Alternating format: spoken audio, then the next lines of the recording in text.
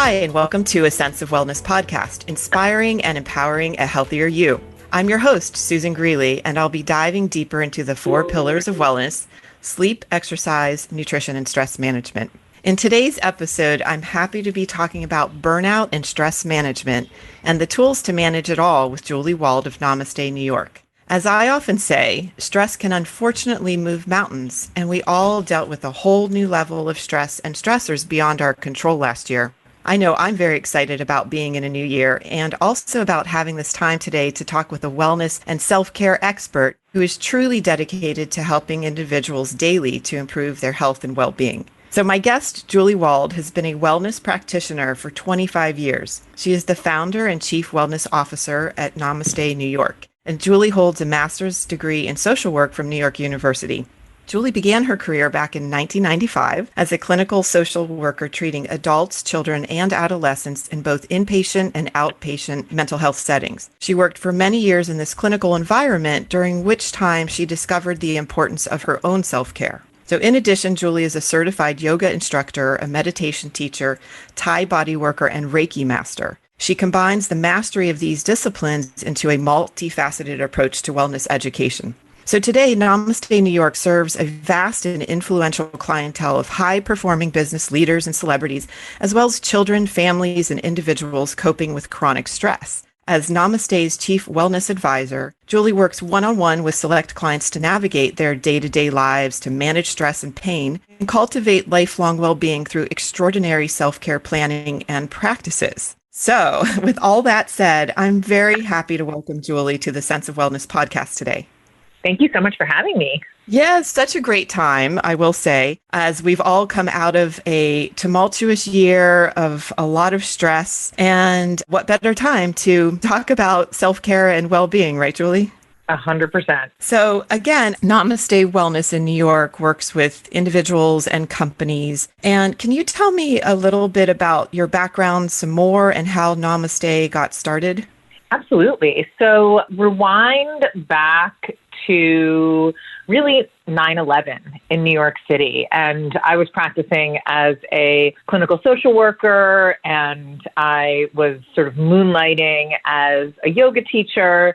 And really what ended up happening is that I was living with my partner at the time, who's now my husband, and we very quickly realized post 9/11 that people's needs and level of receptivity around things that are now called wellness had shifted, meaning that people's pain points were higher in New York City. The world as they knew it had shifted and changed, and their orientation to practices like mindfulness and yoga also shifted with all of those external factors. And so at the time, I was working with some of the most incredible thinkers and business leaders and captains of industry on a private level, teaching yoga, teaching meditation. And at one point, one of those individuals looked at me and said, you know, this has been so transformative for me and such a huge part of my personal healing and growth path after this tragedy of 9/11. This gentleman was in the financial industry. I want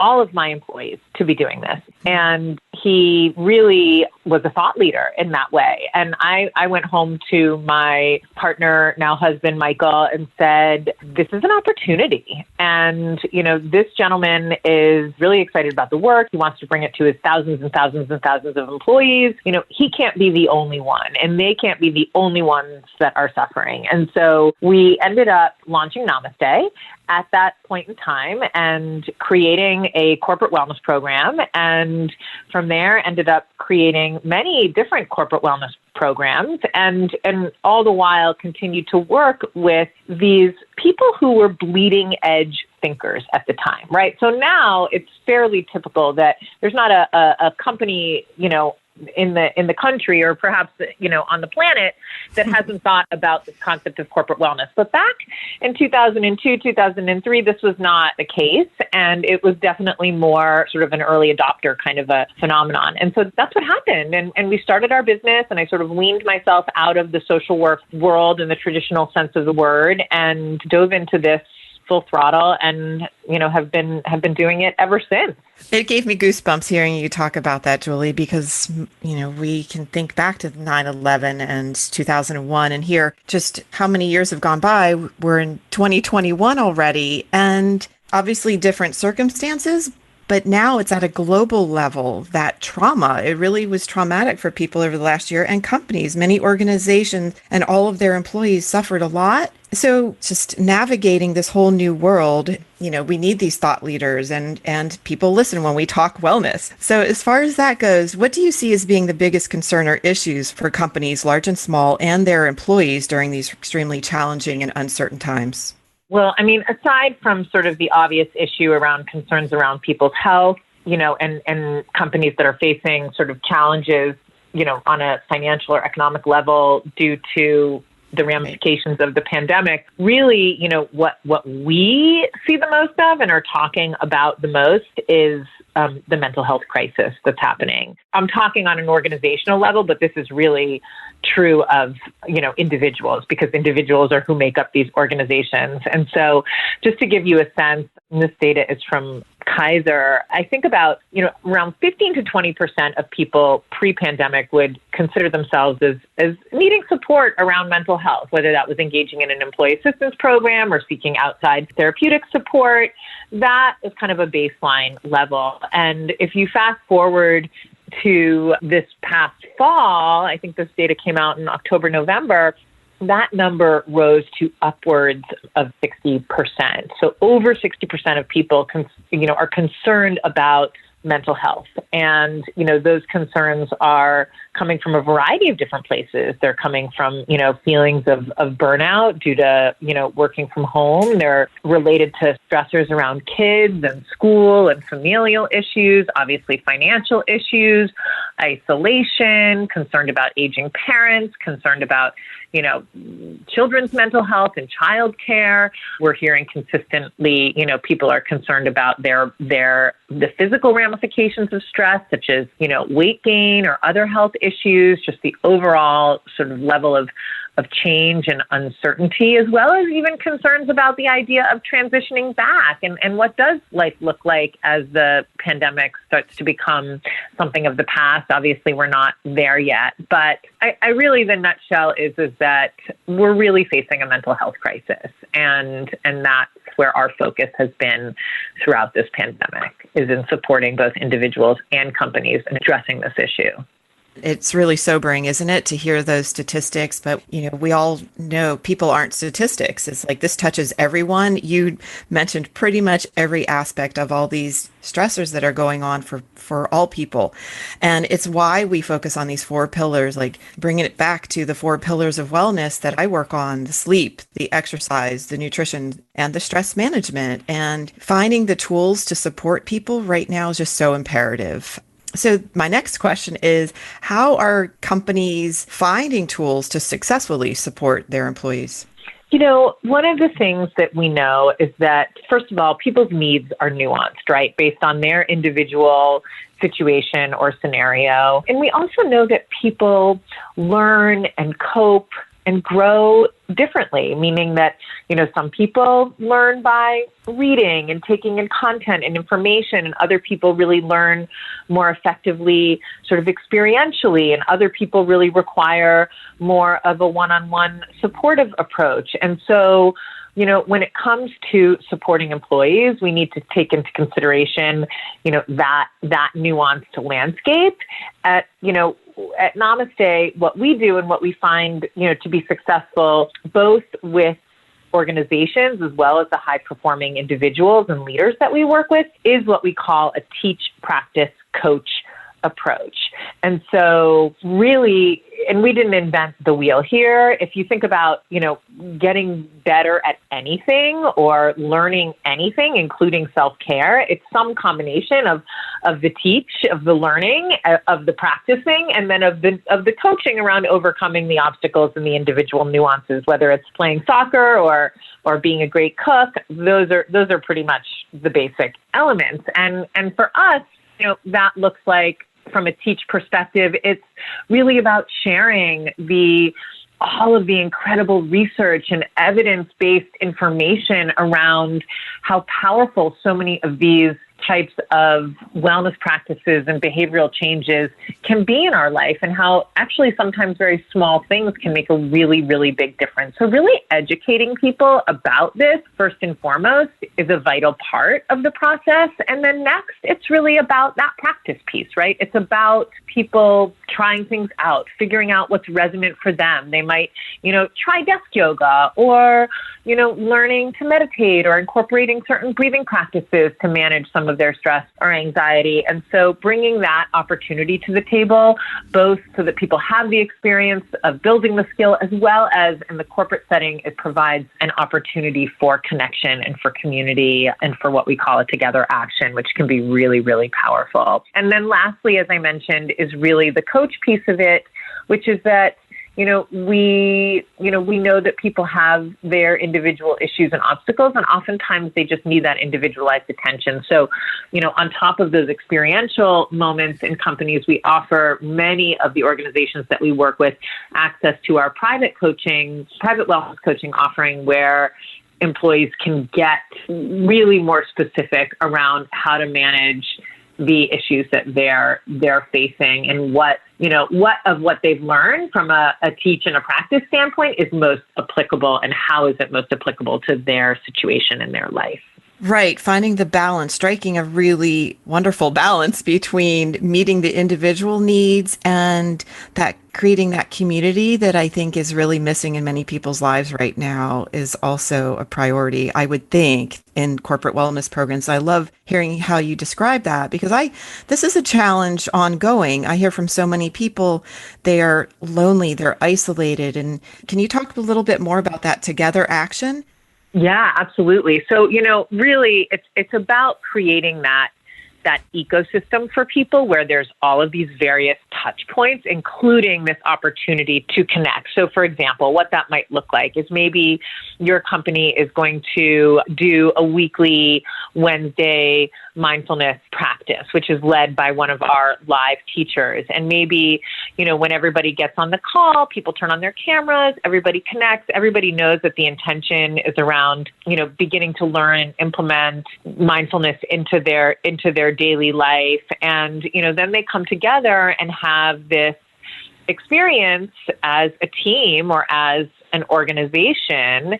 And, at the end, there's oftentimes sharing or conversation around people's experiences with the practice. And all of that really helps to bring teams together, because one of the ways that we build relationships is through shared experiences. It's actually one of the major ways that we build relationships. And sometimes, we wonder, we might, for example, there are people that I've known in my community for many, many, many, many years, and maybe they're not my best friend, but we've had so many shared experiences through the years that there really is a deep feeling of connection there. Even if we're not sharing our deepest secrets, just by nature of the fact that we've had these consistent shared experiences creates that feeling of connection. So creating that opportunity in organizations for people to have consistent shared experiences is hugely valuable. And, really what's happened, particularly for teams that are working fully remotely,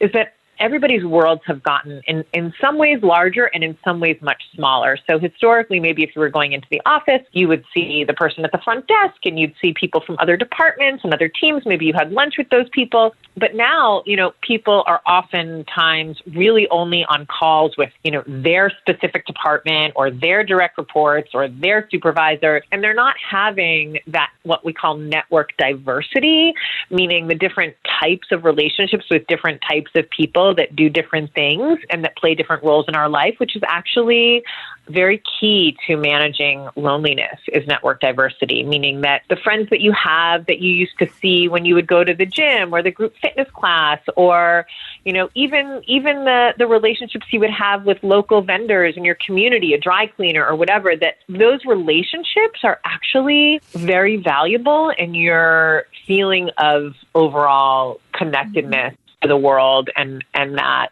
is powerful in terms of managing feelings of isolation and loneliness. And when we've had so so few of those types of interactions now, or there's been such a shift, it becomes all the more important to sort of pay attention to. Absolutely. And prioritizing it, Julie. Thank you for describing it in those terms. And I think that that alone helps people understand that we are connected just in this collective bizarre experience of a pandemic, right? Like that alone brings people together, even though they're not aware of it. So that Absolutely. network, yeah. And just talking about that, the need for this, as you said, network diversity kind of seems like a strange question, but what is the risk of not addressing that issue? That's such a good question. I think, we start to risk feelings of loneliness, and we start to, as a result of that, it can become a very slippery slope on, circling back to that mental health issue. So I think that in general, we have stressors in our life and we have coping mechanisms that help us stay in what's called our window of tolerance for stress, that enable us to sort of manage stress. Stress existed before the pandemic, but many people had more tools in terms of that stress management. So when those tools go away and we're not addressing, these larger issues, that window of tolerance shrinks. And that slippery slope to having significant mental health concerns, as I mentioned, that over 60% of people are struggling with, ultimately, impacts every aspect of their lives and of an organization. So, productivity is impacted. In fact, I think I read somewhere that, people are losing approximately 10% of productivity during the pandemic due to all of these stressors. So, if you think about an organization, that's very costly, actually. And as individuals, if we're losing that level of productivity, how is that impacting our life? I think that, it also ultimately, from an organizational perspective, when you pile on isolation, loneliness, mental health issues to any pre-existing health types of issues. For example, if you had pre-existing diabetes and then you layer on these kinds of stressors and mental health issues on top of that, it's thought to drive up healthcare costs very significantly. In fact, one of the statistics I saw was like 200 to 300% increase in healthcare costs due to untreated mental health issues. And overall, it's obviously just impacting morale and company culture and all of those sort of softer costs that are really important, both, as I mentioned, on an organizational level and just individually. Oh, they are. And it's huge. And it's an area that you and I are focused on a daily basis, as I know and you know. And it's just the right time. I love talking about this and telling people that we're here, that you're there. My company is here to support exactly these issues that are going on, because this mental health crisis really is a crisis. So I'm sure you get this on a daily basis as well from clients. Julie, what is and I do this, what is your daily non-negotiable for your own self-care? It changes, although I tend to be very habitual. So once I get into a rhythm with something, it sticks until there needs to be a conscious shift around that, which during the pandemic, has happened, but due to, where are my kids at any given moment, et cetera, et cetera. So external variables can affect this. But I would say, right now, my non-negotiable is I take a walk every morning. I've been walking for around 45 minutes. I listen to a podcast while I walk because I find that it's really, really nourishing for me to just to get fed incredible quality information and inspiration. And so if I take that walk in the morning and I get the fresh air and I have, that physical experience, which is very rhythmic and meditative on the one hand, and if I simultaneously listen to some great content, I enter the day feeling nourished on so many different levels. And so right now, that's my non-negotiable. I also have many other practices related to mindfulness, related to gratitude, and those are all part of my daily routine as well. But right now, I do a lot of output through the day. I have 3 kids. I have a very full plate. I'm running a business. And so making sure that I have that time in the morning to kind of feed myself, put on my own oxygen mask, it just makes all the difference in the world. I'm with you 100%. The morning time, it's hard for people to do, but it's just, the time in the day, you have to set aside your own personal time. That's what I stress as well. And I love hearing it. You walk the walk. That's fabulous. Well, Julie. and the other thing that I find, because I'm human, and there are many mornings where I'm lying in bed and I'm like, I don't want to get out of bed. I want to sleep another 45 minutes. I don't want to go out in the cold. I don't want to put a hat on. I don't want to do any of those things. And one of the things that really helps me, and I learned this from a variety of different amazing thinkers, but really is this concept that actions oftentimes come before feelings. And so we might think that we need to wait to feel inspired to exercise or take a walk or meditate or do the breathing. And the truth is that we may never have that feeling, that the actual inspiration and feeling and commitment to the practice comes after we do it. And so it's after I take a walk that I'm like, I am so happy I did that. I am so committed to this. This is exactly what I needed. And I just remind myself every morning that, if I just stick to the action, that the feeling will follow, and it never fails.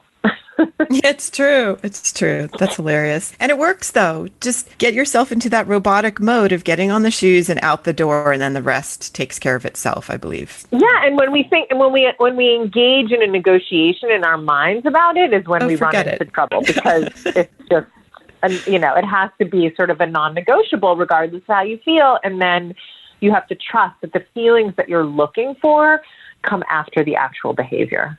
Right. And that's why I call it a non-negotiable, because I've had to adopt these things myself, to make me better at what I do in my role. And with all of the daily demands between work and family and life, right? And this is something that I want to tell people is really to think about what their daily non-negotiable personal self-care habit can be, right? And it's, as you said, nuanced and individual, and just something for all the listeners to think about. So that said, I'd also love for you to leave our listeners with another actionable takeaway, meaning what's your advice on a go-to tool for managing stress and self-care on a daily basis? I love this topic. So I'm a huge believer in the fact that small changes consistently can make a huge difference. So it's not about, meditating for an hour or, it's not about the big stuff. It's about consistent small behaviors that you do every single day. For example, like something as simple as drinking a big glass of water when you wake up before you drink your 2 cups of coffee. Or one of my favorites is that when my alarm goes off in the morning, the very first thing that I've trained my brain to think of is what I'm grateful for. And so I call it my first thought, best thought practice. And so my alarm goes off. It's like my cue, because we create habits. Cues are really helpful when we create habits. So connecting them to something that we know is going to happen consistently day after day, such as your alarm going off, is a great way to form a new habit. So I've attached my gratitude habit to my alarm, and I just think of what I'm grateful for in the morning. The more specific, the better. It doesn't have to be a deep thought. It can be, I'm grateful that, my coffee's already ready for me in the kitchen. But whatever it might be, getting into that habit can be really powerful, and making it small enough. And this I learned from an amazing book by James Clear called Atomic Habits. Making it small enough that you really can repeat it every single day. So for example, if taking a 30-minute or 45-minute walk is too much, and you just think that realistically you can't commit to that every day, then commit to walking to the end of your driveway or getting your mail or whatever it is every single morning. Something that is small enough that it's almost impossible to say, I don't have time to do that, and just do it really, really, really consistently. And, the science says that it takes on average about 66 days to form a new habit. So the key is day after day, is those consecutive days. However, I believe the research also says that if life happens, and if you miss one day, you have to make it your number one priority not to miss. Those are words that I live by. I do too, Julie. I have to be honest with you, and I'm laughing through it because I tell people exactly the same things, and I believe it. Small changes make a big difference is really the bottom line. And the funny thing is, too, you and I have some similar habits, and I do ask this of all the guests. It was a great segue. I love that you start your day with that first thought, best thought. So what is one thing that you're grateful for today, Julie? I am grateful for the fact that I am tag teaming with my partner. I have, as we speak, 3 kids at 3 different spots within my house, all doing virtual school. And I'm on a podcast conversation with you. And I feel really grateful that I have a partner that is, that checked in with me before I got on the phone and said, "Are you good? Can I make sure the dog doesn't bark? I'll tell the kids you're on a call. They won't come in." And I just feel really grateful for that support given these very unique and crazy times that we're in. Oh, that just brought tears to my eyes, honestly. Thank you for sharing that. And it's similar in my house. I had my youngest peek in, and I'm not sure that people could hear it. And if they did, it's the way of the world these days. So I'm grateful I had Right. this time with you, right? What a fabulous start to our year. Now, thank you so much for being with me today, Julie. And I really hope to have you back sometime soon. Thanks again. I would love that. Thank you so much for the opportunity to have the conversation, and I hope to have an ongoing dialogue. Before I forget, I apologize. Just wanted to say, where and how can our listeners find you? Absolutely. Our website is namastewellness.com. Our social media is at Namaste New York, and that is on Instagram and Facebook. And I am personally on Instagram at Julie D. Wald. I'm also very active on LinkedIn, so you can find me there. Yeah. Fantastic. Thank you so much for taking the time to join me and listen to this episode. Listeners can find more information about this podcast and future episodes on our website, and you can also subscribe to the Sense of Wellness podcast at www.ccphp.net/SENS/podcast. That's www.ccphp.net/sens/podcast. This show is brought to you by CCPHP, a concierge medicine organization which partners with exceptional physicians to deliver an unrivaled healthcare experience while also empowering our members to achieve their optimal well-being. Be sure to listen in next time to the Sense of Wellness podcast.